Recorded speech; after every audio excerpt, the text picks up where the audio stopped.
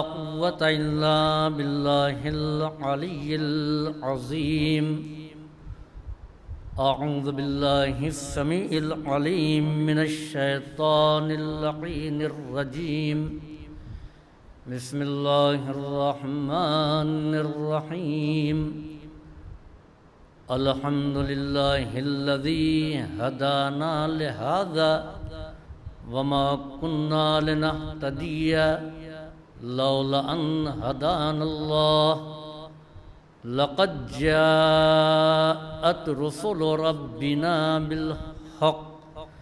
الصلاة والسلام التحية والإكرام على صاحب الحوض الكوثر والخطبة والمنبر والركن والمشعر والوجه الأنور والخد الأقمر والجبين الأزهر والنسب الأطهر والحسب الأشهر صاحب الفضل والعطاء والجود والسخاء والنور والضياء العبد المؤيد والرسول المسدد مولانا أبي القاسم محمد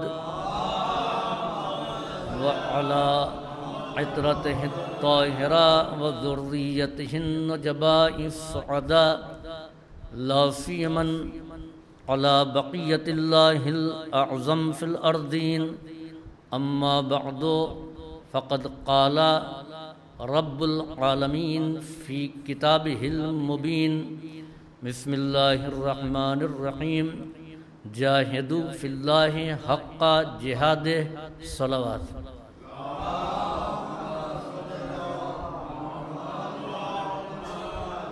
سورہ مبارک حج صاحبان ایمان سے جہاد کا مطالبہ ہے. اس ضمن میں کچھ معروضات میں نے کل شب کی مجلس میں پیش کیا تھا. اسی سلسلہ بیان کو آگے بڑھاتے ہوئے یہ مطالبات تمام صاحبان ایمان سے ہے کہ اللہ کی راہ میں جہاد کرو اور اس انداز سے جہاد کرو کہ جہاد کرنے کا حق ادا ہو جائے.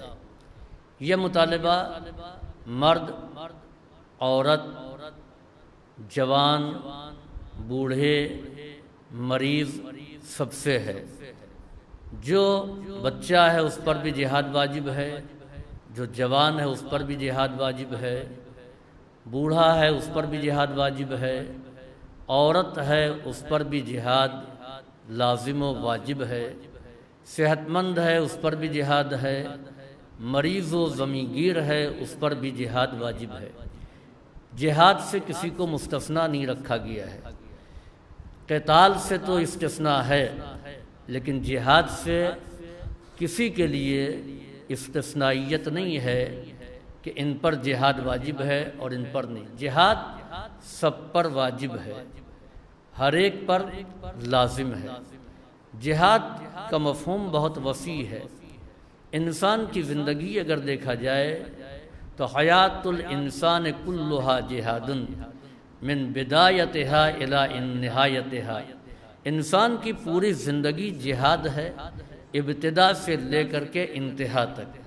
یعنی یہ سلسلہ جو آغوش مادر سے شروع ہوتا ہے، جو گہوارے سے شروع ہوتا ہے، تو یہ سلسلہ جہاد قبر تک، لحد تک جاری اور ساری رہتا ہے. جہاد کے معنی ہے کوشش کرنا. کل میں نے جیسے کہ عرض کیا تھا کہ اللہ کی دی ہوئی صلاحیت کو کلمہ حق کی سربلندی میں صرف کرنا، اسی کا نام ہے جہاد. جہاد کے معنی کوشش کرنا ہے. اب یہ کوشش اگر منفی ہے تو یاد رکھیں کہ اس کا نام بھی جہاد ہے مگر وہ جہاد نہیں ہے جس کا صاحبان ایمان سے مطالبہ کیا گیا ہے. آج کل طرح طرح کے جہاد جانے اور پہچانے جاتے ہیں. یہ فلاں جہاد، یہ فلاں جہاد، یہ فلاں جہاد. آپ جہاد کہتے رہیے. اسلام میں ہر جہاد عبادت نہیں ہے بلکہ وہ جہاد عبادت ہے جو فی سبیل اللہ ہے. اس لیے ہر جہاد میں فی سبیل اللہ کی شرط کو لگایا گیا ہے. اگر زبان سے جہاد ہو رہا ہے تو وہ بھی فی سبیل اللہ ہونا چاہیے، قلم چل رہا ہے تو وہ بھی فی سبیل اللہ ہونا چاہیے، مال اور دولت کو خرچ کر رہے ہیں تو وہ بھی فی سبیل اللہ ہونا چاہیے، طاقت کو صرف کر رہے ہیں تو وہ بھی فی سبیل اللہ ہونا چاہیے۔ اس کے علاوہ اگر کوئی مقصد ہے تو اس کو جہاد نہیں کہا جائے گا۔ اور فی سبیل اللہ جو جہاد کیا جاتا ہے اس کے اندر بہت ہی شرطیں ہیں، تو جہاد بہت ہی وسیع مفہوم رکھتا ہے۔ قتال کی دنیا محدود ہے، قتال جہاد کی ایک صنف کا نام ہے، نہ کہ جہاد۔ قتال میں تلوار کا چلانا ضروری ہے، لشکر کے مقابلے میں لشکر، فوج کے مقابلے میں فوج، اسلحے کے مقابلے میں اسلحہ، لیکن جہاد میں ایسا نہیں ہے۔ جہاد میں یہ اسلحے نہیں استعمال کیے جاتے ہیں کہ تلوار ہو، نیزہ ہو، یا اس دور کے جدید اسلحے، یہ تمام اسلحے قتال کے ہیں۔ تو قتال کی دنیا اور ہے اور جہاد کی دنیا اور ہے۔ یاد رکھیں کہ جہاد اہم ہے قتال سے۔ کبھی کبھی جہاد تلوار روک کے بھی ہوتا ہے۔ قتال کے لیے ضروری ہے کہ اسلحہ چلایا جائے، نیزے کو آزمایا جائے، تیر کو مارا جائے، تلواروں کو استعمال کیا جائے، لیکن جہاد کبھی کبھی تلوار کو روک کر کے ہوتا ہے۔ امیر المومنین نے عمرو کے سینے سے کے اوپر سوار ہو کر کے گلے پر تلوار رکھ دیا، یہ ہے قتال۔ لیکن جیسے ہی اس نے بے ادبی کی، آپ نے تلوار اس کی گردن سے ہٹا دیا، اس کے پاس سے الگ ہٹ کے ٹہلنے لگے، اس کا نام جہاد ہے۔ تو قتال کے لیے تلوار چلانا ہے اور جہاد کے لیے تلوار نہیں چلانا ہے۔ چنانچہ ایک ہی مجاہد ہم کو ملا ایک مارکے میں کہ جس نے قتال بھی کیا ہے اور جہاد بھی کیا ہے۔ قتال عمرو کو مغلوب کیا، جہاد کیا ہے؟ عمرو کو قابو میں آنے کے بعد چھوڑ کر کے ہٹ جانا، یہ ہے جہاد۔ عزیزوں، جہاد کی دو قسمیں ہیں۔ چنانچہ ایک لشکر ایک جنگ سے واپس آیا، پیغمبر اسلام نے کہا مرحبا بقوم، کیا کہنا آپ لوگوں کا کہ جنہوں نے جہاد اکبر کیا، جہاد اصغر کیا ہے، اب ان کو جہاد اکبر کرنا ہے۔ اب یہ لوگ حیران ہوئے، یا رسول اللہ اس سے بڑی لڑائی، اس سے بڑا لشکر، اس سے بڑی جنگ؟ پیغمبر نے کہا نہیں، اس سے بڑا لشکر نہیں، اس سے بڑی جنگ نہیں، تم وہاں کے فاتح ہو کر کے آئے ہو، اب تم کو اپنے نفس کے ساتھ جہاد کرنا ہے، اب خود اپنے آپ سے جہاد کرنا ہے، اس دشمن سے جہاد کرنا ہے جو تمہاری نگاہوں کی زد پر نہیں ہے، اس سے جہاد کرنا ہے جو تمہارے سامنے نہیں آیا ہے۔ خبردار، اگر یہ فتح کا غرور تمہارے اندر پیدا ہو گیا تو جہاد اصغر کے فاتح ہوگے، جہاد اکبر کے شکست خوردہ کہلاؤ گے۔ یہ غرور نہیں آنا چاہیے کہ ہم اگر نہیں ہوتے تو جنگ کا منظر کچھ اور ہوتا، میں نے یوں کیا اور یہ کیا اور وہ کیا۔ تو اس کے معنی یہ ہے کہ جہاد اصغر میں کامیاب ہوا ہے، جہاد اکبر میں ناکام ہوا ہے۔ تو جہاد اکبر کیا ہے؟ نفس کے خلاف جنگ کرنا۔ نفس کا عدو فقتل ہو، تمہارا سب سے بڑا دشمن جو ہے وہ کیا ہے؟ تمہارا نفس ہے، فقتل ہو، اس کو تم قتل کرو۔ نفس کے اوپر قابو پانا بہت مشکل ہے۔ ہو سکتا ہے کہ ہم ممبر پر آ کر کے زبان بھی قابو میں ہے، بیان بھی قابو میں ہے، مجمع بھی قابو میں ہے، لیکن خود نفس قابو میں نہیں ہے۔ تو اس کے معنی یہ ہوں گے کہ ہم جہاد اکبر میں ناکام ہیں۔ مثلا شیطان سے جنگ کرنا، اور اس کے لیے کوئی وقت نہیں معین ہے۔ جو جنگیں ہوتی ہیں اس میں دشمن سامنے ہے، اس کے لیے وقت معین ہے۔ اس وقت سے اس وقت تک جنگ کرنا ہے، پھر دوسرے سپاہیوں کی ڈیوٹی آ جائے گی۔ 1 مہینہ جنگ ہے، 2 مہینہ ہے، 4 مہینہ، یہی تو ہے نا۔ لیکن جہاد اکبر کے لیے ہر وقت جنگ کرنا ہے۔ سو رہے ہیں تب بھی جہاد ہے۔ اور یاد رکھیں کہ اس جہاد میں اچھوں کو ہم نے شکست کھاتے ہوئے دیکھا۔ جب تک جاگتے رہے تب تک نفس پر غالب رہے، لیکن جیسے ہی سو گئے اب مغلوب ہو گئے۔ جن گناہوں کا تصور جاگتے میں نہیں کر سکتے تھے وہ گناہ خواب میں ہو گئے۔ گالی دے دی کسی کو، کسی کے ساتھ کوئی جرم کر دیا، کسی کو قتل کر دیا، خواب میں کیا۔ تو یاد رکھیں کہ نفس پر قابو تھا حالت بیداری میں، نفس بے قابو ہو گیا حالت خواب میں۔ صرف ایک ایسے فاتح کو ہم نے دیکھا کہ جس پر نفس کو اتنا قابو تھا، جس کا نفس پر اتنا قابو تھا کہ حالت خواب میں بھی مرضی پروردگار کا سودا کر دیا۔ ورنہ یہ کمزوری ہے انسان کی، لاکھ متقی اور پرہیزگار ہو لیکن خواب میں خیانتیں ہو جاتی ہیں۔ تو عزیزوں، شیطان ہر طرف سے حملہ کرتا ہے۔ اب دل یہ چاہتا ہے کہ نماز شب پڑھیں، اب شیطان نے ہر طرف سے ہم کو سمجھانا شروع کیا، کیا کرو گے نماز شب پڑھ کر کے؟ صبح تم کو مدرسہ بھی کرنا ہے، ان کو آفس بھی کرنا ہے، لیٹ ہو گئے تو ایبسنٹ ہو جائے گی، تمہاری نوکری چلی جائے گی۔ پھر کبھی یہ سمجھاتا ہے کہ ابھی بہت وقت ہے، ہوا ٹھنڈی ٹھنڈی چل رہی ہے، سو جاؤ، نیند پوری نہیں ہوگی تو مریض ہو جاؤ گے، بیمار ہو جاؤ گے۔ ہم نے ہر اعتبار سے شیطان کو شکست دی، دفتر کے خیال کو ذہن سے نکالا، بیماری کے خیال کو ذہن سے دور کیا، ہم نے تمام افکار و خیالات سے ذہن کو پاک کیا اور مصلی پر آ گئے۔ مصلی پر آنے کے بعد میں نماز شب پڑھ لی، ابھی نماز صبح میں وقت باقی ہے، لاؤ دوسری دعائیں پڑھ لیں، دعائے مشلول پڑھ لیا یا کوئی اور دعا پڑھ لیا، دعائے عہد پڑھ لیا، دعائے صبح پڑھ لیا، یہاں تک کہ نماز صبح کا وقت آ گیا۔ نماز صبح ہم نے پڑھ لیا، اب ہم بستر پر آئے، شیطان ہار گیا، ہم جہاد اکبر میں کامیاب ہو گئے۔ وہ شیطان ہی کیا جو خاموش بیٹھ جائے۔ ہم دفتر میں آ گئے، اب دفتر میں آنے کے بعد یا اسکول میں آنے کے بعد میں اب پلک جھپک رہی ہے، کتاب کھولی، بچوں سے کہا عبارت پڑھو، انہوں نے عبارت پڑھنا شروع کیا۔ اب یہاں ہماری آنکھیں بند ہونا شروع ہو گئی۔ کسی نے کہا مولوی صاحب آپ کو نیند آ رہی؟ ہاں کیا بتائیں، رات میں ذرا جلدی اٹھ گئے تھے، نماز شب پڑھی، پھر یہ دعا پڑھی اور پھر وہ دعا پڑھی، وہ دعا پڑھی اور پھر نماز صبح پڑھ کر کے تھوڑی دیر لیٹے کہ اسکول کا وقت ہو گیا، نیند پوری نہیں ہوئی۔ شب میں ہم فاتح تھے، اس وقت شکست کھا گئے۔ یہی بیان کرنا، عبادت کا اپنے تذکرہ کرنا، اسی کو کہتے ہیں شکست خوردہ۔ تو یاد رکھیں کہ بہت مشکل ہے جہاد اکبر کرنا۔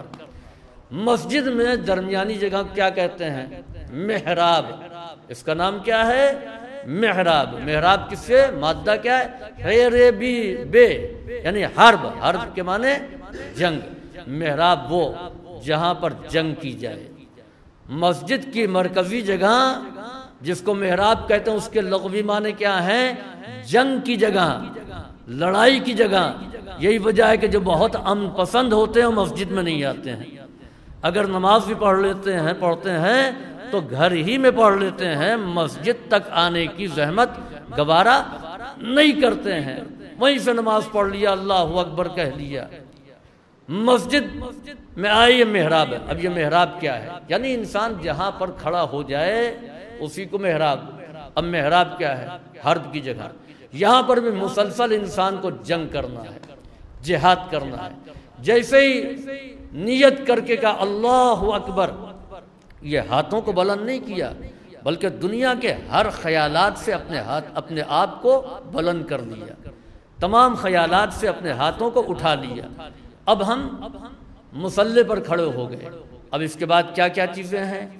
کلام نہیں کر سکتے، داہنے اور بائیں مڑ کر کے دیکھ نہیں سکتے ہیں، کسی نے کوئی خبر سنا دی کسی عزیز کے مرنے کی تو نماز میں رو نہیں سکتے ہیں، کسی نے کوئی لطیفہ سنا دیا تو نماز میں ہنس نہیں سکتے ہیں، سامنے کسی نے لا کر کے نذر کر دیا بہت عمدہ مٹھائی، ہم یہ سوچ رہے ہیں جب تک نماز تمام ہوگی ختم ہو جائے گی لاؤ سجدہی سے ہاتھ بڑھا کر کے کھا لیا جائے تو کھا نہیں سکتے ہیں، داہنے کوئی آہٹ ہو رہی ہے کوئی نہیں ہے، سناٹا ہے، چاہتے کہ دیکھیں کیا بات ہے تو ہم دیکھ نہیں سکتے ہیں۔ تو یہ ساری پابندیاں کیا ہیں کہ نماز میں نہ بول سکتے ہیں نہ ہنس سکتے ہیں، نہ داہنے دیکھ سکتے ہیں نہ بائیں دیکھ سکتے ہیں، نہ رو سکتے ہیں نہ کھا پی سکتے ہیں۔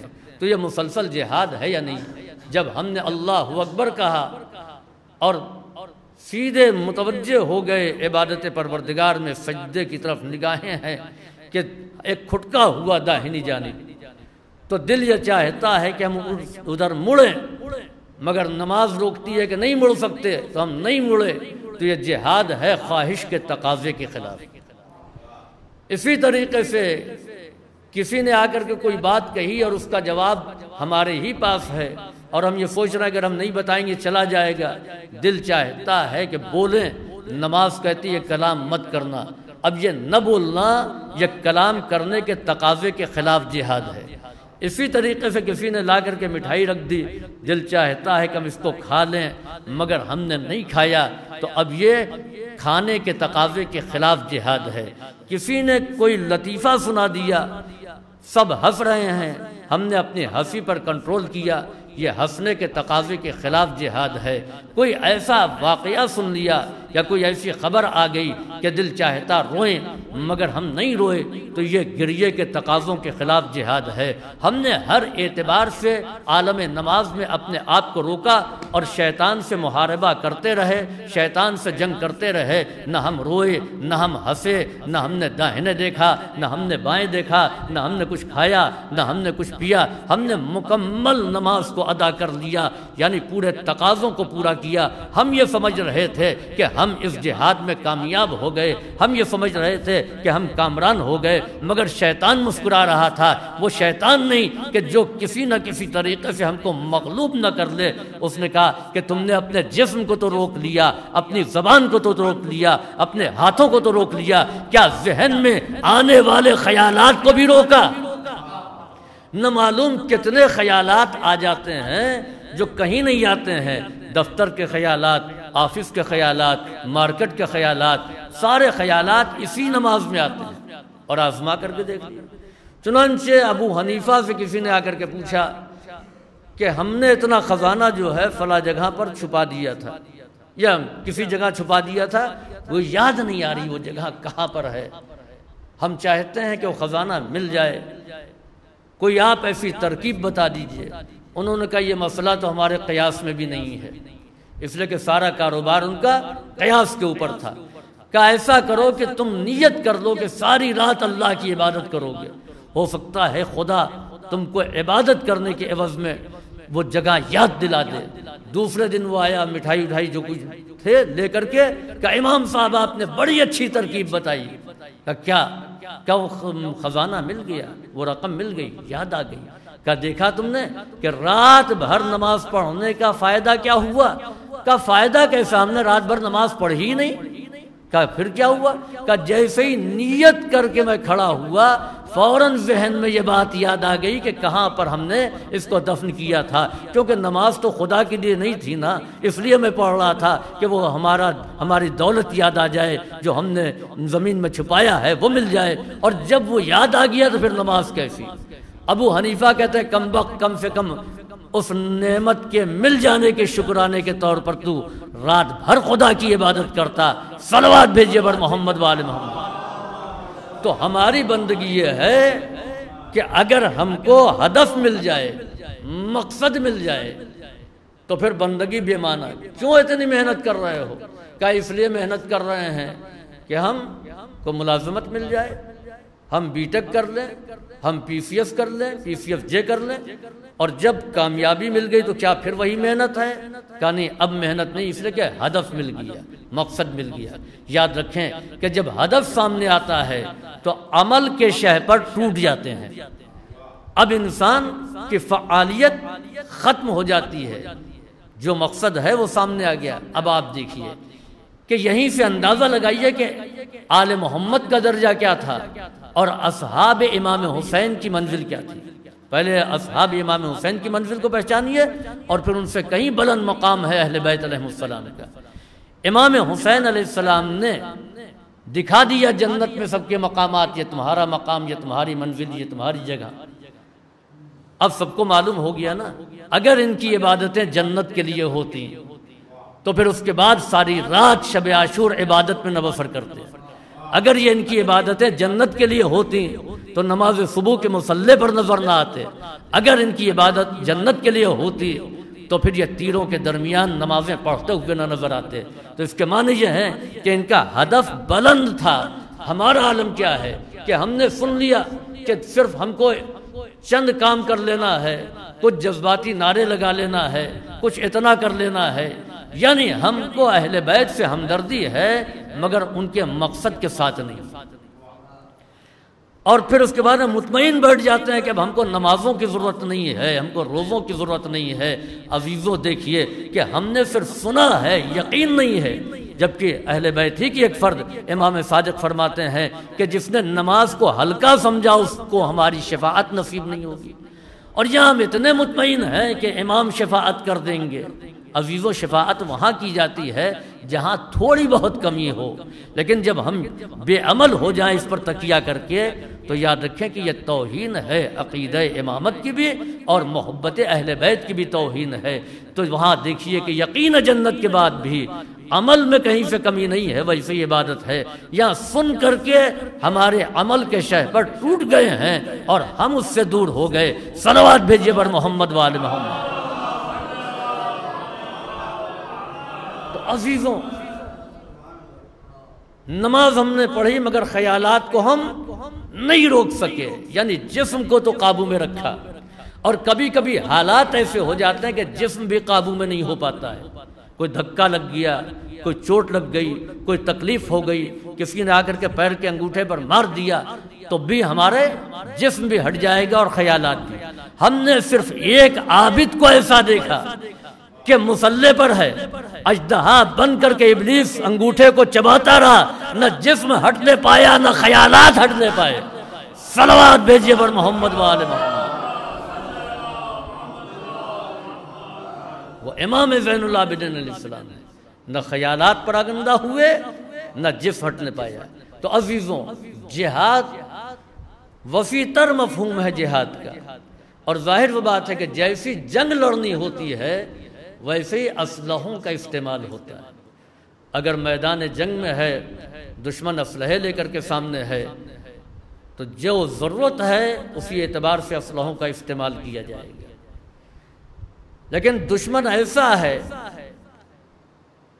کہ جو نگاہوں کی زد پر نہیں ہے تو اس کے لیے تلوار اسلحہ نہیں بنے گی، نیزے اسلحہ نہیں ہوں گے، یہ بندوقیں اسلحہ نہیں ہوں گی۔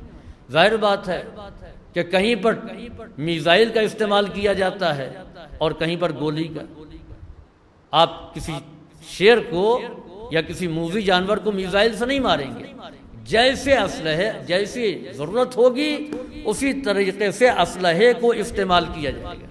اب آئیے جہاد کے اسلحے کیا ہیں؟ جو اسلحے بتائے گئے وہ قتال کے اسلحے ہیں۔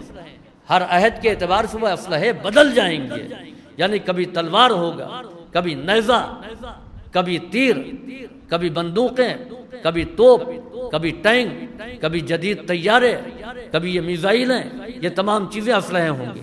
جہاد کا اسلحہ کیا ہے؟ جہاد کے دو اسلحے ہیں جو کبھی نہیں بدلے اور نہ بدلیں گے۔ ایک اسلحہ کس نے بتایا؟ پیغمبر اسلام نے۔ آپ نے فرمایا الدعاء صلاح المومن، دعا مومن کا اسلحہ ہے۔ اور دوسرا اسلحہ وصی پیغمبر امیر المومنین نے دعائے کمیل میں بتایا وَسِلَاحُهُ الْبُكَاءُ، اور مومن کا اسلحہ ہے بکا۔ اب جو جہاد ہوگا تسلسل کے ساتھ اس میں یہی دو اسلحے استعمال ہوں گے، ایک اسلحے کا نام ہے دعا، دوسرے اسلحے کا نام ہے بکا۔ صلوات بھیجیے بر محمد وآل محمد۔ یہی دو اسلحے تسلسل کے ساتھ، اور دعا ایک ایسا اسلحہ ہے جس سے دشمن کو شکست نہیں دی جاتی بلکہ دشمن سے اعتراف شکست کرایا جاتا ہے۔ مختلف غزوات میں تلواریں چلی ہیں، نیزوں کا استعمال ہوا ہے، دشمن ہارا ہے، اس نے ہار نہیں مانی، چاہے وہ بدر ہو، احد ہو، خیبر ہو، خندق ہو، حنین ہو، دشمن ہارا ہے، کہیں پر بھی اس نے ہار نہیں مانی۔ ایک مارکا ایسا کہ جہاں پر دعا کے اسلحے کو استعمال ہونا تھا استعمال نہیں ہوا، دشمن نے سن لیا کہ یہ اسلحہ استعمال ہوگا، وہ ہارا ہی نہیں بلکہ اس نے اعتراف شکست کیا۔ عزیزوں، میدان مباہلہ میں تلواریں نہیں چلی تھیں، میدان مباہلہ میں جس اسلحے کا استعمال ہونا تھا اس اسلحے کا نام دعا تھا۔ دشمن ہارا نہیں بلکہ اس نے ہار کو تسلیم بھی کر لیا۔ صلوات بھیجیے بر محمد وآل محمد۔ آپ تاریخ اٹھا کے دیکھ لیے کہ کسی جنگ کے ہار جانے کے بعد دشمن نے جزیہ دینا تسلیم کیا ہو۔ مباہلے میں شکست کے بعد عیسائی علماء نے اعلان کیا کہ ہم جزیہ دیں گے، چنانچہ انہوں نے جزیہ دینے کا اعلان کیا۔ تو عزیزوں، یہ مسلسل تسلسل کے ساتھ جہاد ہے۔ اب کون کہتا ہے کہ امام زین العابدین نے جہاد نہیں کیا؟ واقعہ کربلا کے بعد سے مسلسل امام زین العابدین علیہ السلام جہاد کرتے رہے اور انہی دونوں اسلحوں کا استعمال کرتے رہے، دعا کا اور بکا کا۔ ان دونوں اسلحوں نے بنی امیہ کی حکومت کی بنیادوں کو متزلزل کر دیا۔ عزیزوں، دعا میں بڑی طاقت ہے۔ امام سجاد کے سامنے وہ مواقع نہیں تھے، حالات ایسے نہیں تھے۔ ایک خطبہ دیا، انقلاب برپا ہو گیا۔ کہاں؟ دربار شام میں۔ ایک خطبہ آپ کا کوفے میں تھا، ایک مختصر خطبہ آپ کا مدینہ آمد کے بعد تھا۔ خطبات زیادہ نہیں۔ ظاہر سی بات ہے کہ جب مجمع سامنے ملے گا تو تقریریں کی جائیں گی، یہی ہے نا۔ اور جب مجمع سامنے نہیں ہو اور اپنی بات پہنچانا ہو تو اس بات کو کیسے پہنچایا جائے؟ امام سجاد نے جب مجمع نہیں ملا تو آپ نے مخلوق سے رخ کو موڑا اور خالق کی جانب متوجہ ہو گئے۔ اور متوجہ ہونے کے بعد میں وہ پیغام جو امام خطبات کی شکل میں منبر سے پہنچاتے، آپ نے دعاؤں کی شکل میں محراب سے پہنچایا۔ عزیزوں، دو چیزیں ہیں۔ ایک یہ ہے کہ اپنی بات کسی کو سنانا، کسی کو یعنی کہا کسی سے جائے، سنایا کسی کو جائے۔ اکثر یہ ہوتا ہے، ہم کہہ کسی سے رہے ہیں مگر جس سے کہہ رہے ہیں وہ مقصود نہیں ہے، مقصود دوسرا ہے تاکہ وہ سن لے۔ اور چنانچہ نماز میں ایک خاص بات یہ ہے کہ اپنی طرف سے ایک لفظ بھی ادا کیا تو نماز باطل ہے، نماز باطل ہے۔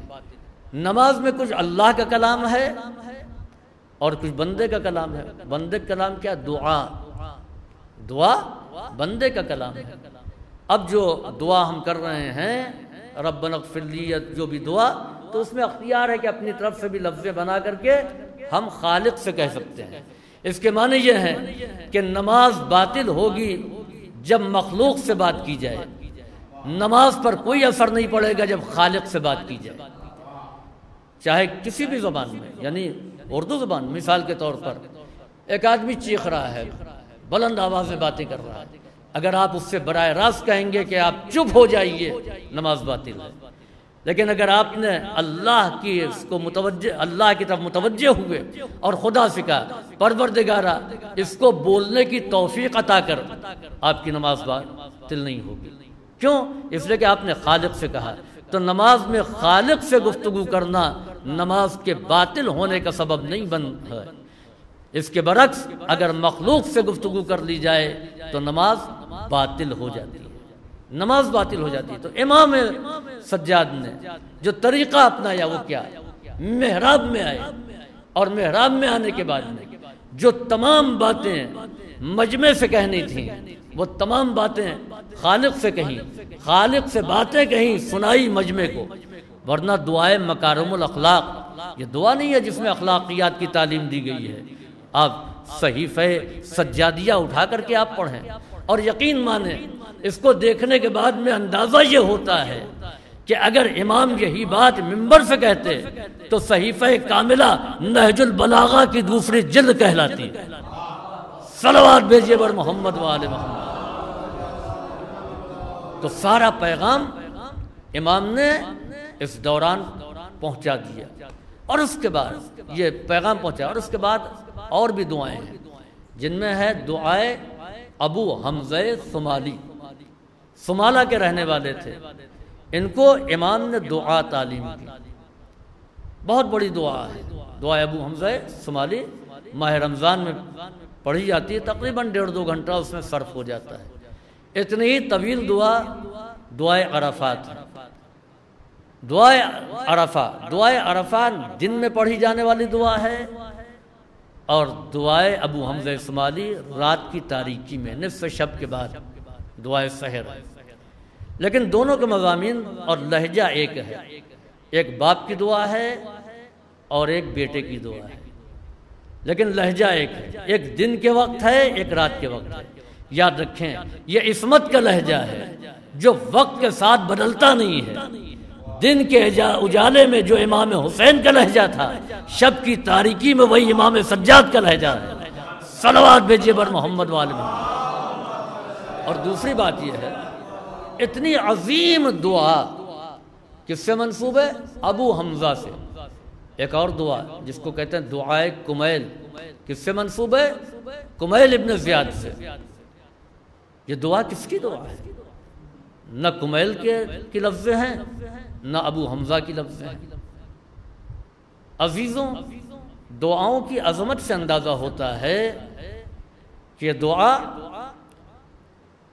انسانی فکر سے بلندتر ہے۔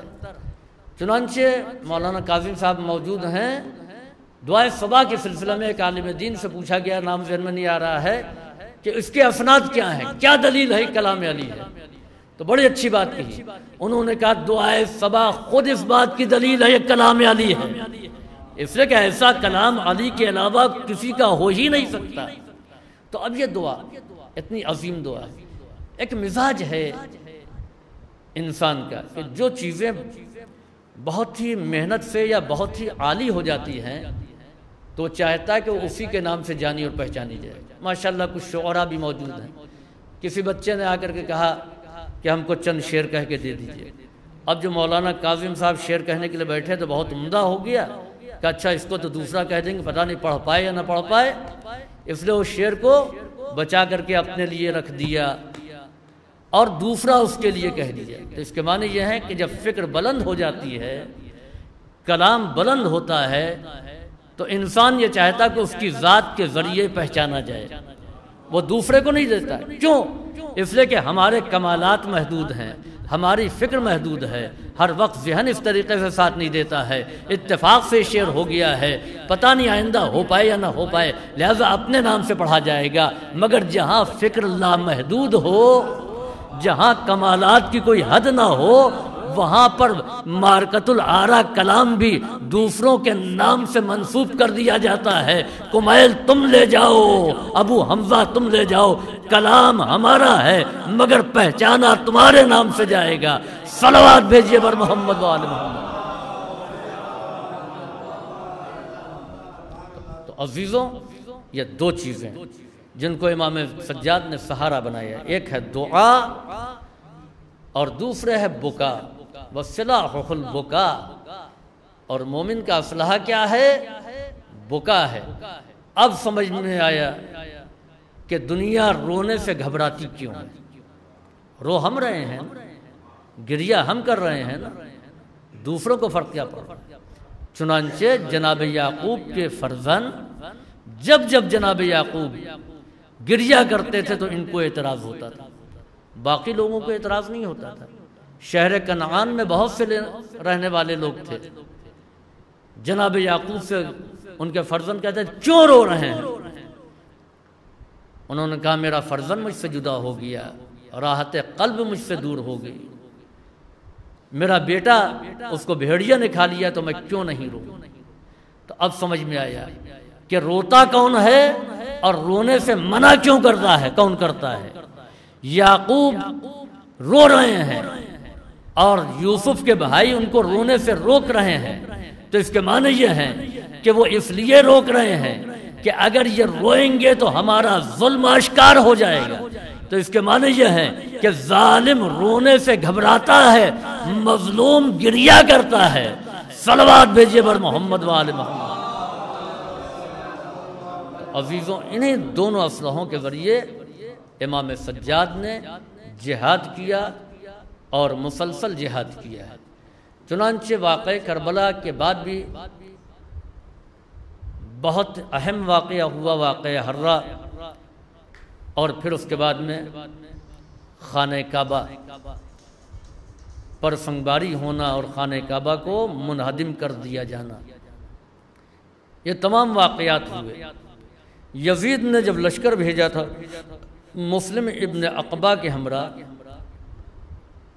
تو اس نے یہ کہا تھا کہ دیکھو علی ابن الحسین کو ٹچ نہ کرنا، باقی سب سے بیعت کا مطالبہ کرنا، نہیں بیعت کرتے ہیں قتل کر دینا، گھر بار کو جو ہے جلا دینا، گھر والوں کو قتل کر دینا، مال و اسباب کو لوٹ لینا، لیکن خبردار وہی یزید ہے جس نے مدینہ کے گورنر کو خط لکھا تھا کہ بیعت طلب کرو اور اگر بیعت نہ کریں تو سر قلم کر دو۔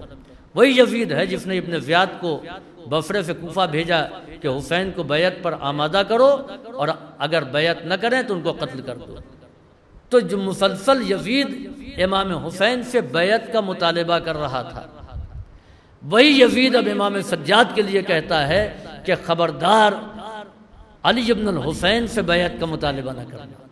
عزیزوں ذرا پہچانیے امام سجاد کو کہ بنی ہاشم کے شیروں کے درمیان رہنے والے امام حسین سے تو یزید نے بیعت کا مطالبہ کیا، اسیروں کے درمیان، عورتوں کے درمیان رہنے والے امام سجاد سے یزید نے بیعت کا مطالبہ نہیں کیا۔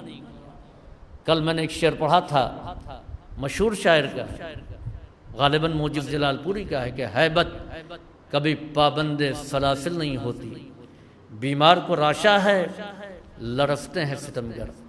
امام سجاد نے واقع کربلا کے بعد تقریباً 35 سال مسلسل وہ نظام پیش کیا کہ جس نے افکار اہل بیت کی بنیادوں کو مضبوط کیا اور بنی امیہ کی بنیادوں کو ہلا دیا۔ امام زین العابدین نے ایک نہیں 25 حج کیے، اور بعض روایت یہ ہے کہ 20، بعض میں یہ ہے 25 حج۔ آپ ذرا سوچئے، وہی امام سجاد ہیں جو 22 سال کے سن میں اپنے بابا کے ساتھ حرم خدا سے اس عالم میں نکلے تھے کہ پھر میدان عرفات تک پہنچے تھے، وہیں کے مناسک کو ادا کیا تھا اور پھر بیت خدا کو چھوڑ دیا۔ اس کے بعد امام سجاد نے مسلسل 25 حج کیے، اور جس اونٹ پر حج کیا یعنی یہ بھی کہ خدا نے اس اونٹ کو اس وقت تک زندہ رکھا، امام نے کبھی اس کو ایک تعزیانہ نہیں مانا۔ عزیزوں وہی ہمارا اور آپ کا امام، آخر میں وقت آیا، آج شب شہادت امام زین العابدین علیہ السلام ہے کہ امام کو ولید ابن عبد الملک نے زہر دلوا دیا۔ امام سجاد اس زہر سے شہید ہو گئے۔ مدینہ میں اعلان ہو گیا، وہ امام جو اپنے پیٹھ کے اوپر غلہ لاد کر کے لے جاتے تھے اور مستحقین تک پہنچاتے تھے، امام شہید ہو گئے۔ مدینہ میں کوہرام بپا ہو گیا۔ عزیزوں پنجتن میں جس کا جنازہ شان سے اٹھا ہے سب سے پہلے، وہ امام زین العابدین علیہ السلام، پنجتن کے بعد، اس لیے کہ پنجتن کے جنازے اس شان سے نہیں اٹھے۔ نبی کریم کے جنازے میں 10 افراد بھی نہیں تھے۔ دوسرا جنازہ اس گھر سے جناب زہرا کا اٹھا، رات کی تاریکی میں مظلوم زہرا مظلومیت کے ساتھ دفن کر دی گئی۔ اور تیسرا جنازہ وہ ہے کہ جو اٹھایا نہیں گیا، جہاں پر لاشا پڑا ہوا تھا 3 دن تک پڑا رہا، اور چوتھے دن آ کر کے امام سجاد نے دفن کر دیا۔ عزیزوں سے پہلے امام حسن کا تابوت جس پر تیر برسایا گیا، وہ تیسرا جنازہ تھا امام حسن علیہ السلام کا کہ جس پر تیر برسایا گیا۔ امیر المومنین کا تابوت 4 جگہ پر امام حسن نے بھیجا تھا، 4 سمتوں میں بھیجا گیا، اور یہاں ہوا کہ بہت دنوں کے بعد یہ معلوم ہوا کہ امیر المومنین کہاں پر دفن ہے۔ نہ بڑی شان کے ساتھ نبی کا تابوت اٹھا، نہ جناب زہرا کے جنازے میں مجمع، نہ امیر المومنین کے جنازے میں اس طریقے کا مجمع، نہ ہی امام حسن کے جنازے میں۔ پھر خاندان کے لوگ تھے اور باقی لوگ مخالفت کر رہے تھے۔ امام حسین کے جنازے کے سلسلے میں کہنا ہی کیا ہے کہ امام کا لاشا 3 دن تک بے گور و کفن پڑا رہا۔ یہی امام سجاد جب کربلا سے گزر رہے تھے، اپنے بابا کے لاشے کو دیکھا تو چہرے کا رنگ متغیر ہو گیا۔ جناب زینب نے دیکھا کہ یہ کیفیت تھوڑی دیر برقرار رہے گی تو امام سجاد بھی اس دنیا سے گزر جائیں گے۔ آپ نے ان کو متوجہ کیا، اے میرے لال علی ابن الحسین، تمہارا کیا عالم ہو رہا ہے؟ اگر یہی حال تمہارا رہا تو پھر ان بیواؤں کو کون حرم رسول تک پہنچائے گا؟ ان یتیموں کا کون سہارا بنے گا؟ امام سجاد نے بڑے کرب سے کہا، پھوپھی اماں آپ دیکھ رہے ہیں کہ ان ملعونوں نے اپنے کشتہائے نجس کو دفن کر دیا، یزیدی فوجیوں کی قبریں بنی ہوئی ہیں، مگر میرے بابا کا لاشا پامال پڑا ہوا ہے، میرے چچا کا جنازہ پڑا ہوا ہے، میرے بھائی کی میت ایسی ہی پڑی ہوئی ہے، اور میں اتنا مجبور ہوں کہ ان کو دفن بھی نہیں کر سکتا۔ ارباب عزا امام سجاد باعجاز امامت آئے ہیں اور اپنے بابا کو دفن کیا ہے۔ عزیزوں، اب یہ ان جنازوں کے بعد یہ پہلا جنازہ ہے امام زین العابدین علیہ السلام کا کہ امام محمد باقر نے غسل دیا، کفن پہنایا اور اس کے بعد میں نماز جنازہ پڑھی۔ جب یہ تابوت اٹھا ہے تو روایت کہتی ہے کہ ہر گھر سے رونے کی آواز آ رہی تھی، گریے کی صدا بلند ہو رہی تھی۔ بنی ہاشم میں اتنی عورتیں تو نہیں تھیں، اتنے عورتوں کا رونا کس وجہ سے تھا؟ تو معلوم یہ ہوا کہ یہ ان خواتین کے رونے کی آواز ہے، ان بیواؤں کے رونے کی آواز ہے کہ جن کے گھروں میں امام زین العابدین راشن پہنچایا کرتے تھے، جن کے گھر کا چولہا امام کے ذریعے جلا کرتا تھا، وہ لوگ بے آسرا ہو گئے۔ ارباب عزا ایک کثیر ازدحام، ایک کثیر مجمع امام زین العابدین کے تابوت میں امام محمد باقر لے کر کے چلے ہیں۔ عجب نہیں امام زین العابدین نے کہا ہو، اے بابا میری روح آپ سے بہت شرمندہ ہے، اس لیے کہ آپ کا لاشا لاوارث پڑا ہوا تھا اس عالم میں کہ پسلیاں ٹوٹی ہوئی تھیں، لاشا پامال کر دیا گیا تھا، جسم پارا پارا تھا۔ ارے میرے جنازے میں اتنے لوگ شریک ہیں۔ امام محمد باقر کی نگاہوں میں وہ منظر آ گیا جب ہمارا 5واں امام بہت ہی کم سن تھا۔ امام نے وہ منظر دیکھا تھا کہ بابا کے ہاتھوں میں ہتھکڑیاں تھیں، پاؤں میں بیڑیاں تھیں، اور دادا کا لاشا ایسے ہی پڑا ہوا تھا۔ سر کو ظالموں نے کاٹ کے نیزے پر چڑھا دیا، جسم ویسے ہی پڑا ہوا تھا، پسلیاں ٹوٹی ہوئی تھیں، کوئی دفن کرنے والا نہیں تھا۔ سَيَعْلَمُ الَّذِينَ ظَلَمُوا أَيَّ مُنقَلِبٍ يَنقَلِبُونَ أَلَا لَعْنَةُ اللَّهِ عَلَى الْقَوْمِ الظَّالِمِينَ ربنا تقبل منا انك انت السميع العليم اللهم افعل بنا ما انت اهله ولا تفعل بنا ما نحن اهله بجاه محمد وآله الطيبين الطاهرين۔